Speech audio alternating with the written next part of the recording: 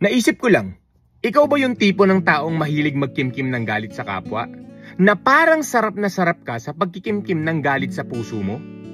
I-let go mo yan. Hindi magandang maraming bagahe sa puso mo. Alam mo bang yung sarili mo lang yung pinahihirapan mo? Dagdag stress lang sa'yo yan. Kita mo, hindi ka makatulog ng maayos sa gabi. Pero yung kagalit mo, ayun, ang himbing ng tulog, naghihilik pa. Ipagdasal mo na lang. Mag-move on ka na. Hindi makakatulong yung galit sa puso mo. Sige ka, ikaw din. Hindi ka makakalipad ng mataas niyan. Kasi nga, ang bigat ng bagahe mo. Makinig ka. Mas masarap mabuhay ng walang kagalit at walang kaaway. Sabi nga nila, forgiveness is a powerful thing. Pag-comment mo nga sa baba kung may point. Yun lang. Random thoughts. Don't forget to pray. Be good. Do good, spread the love.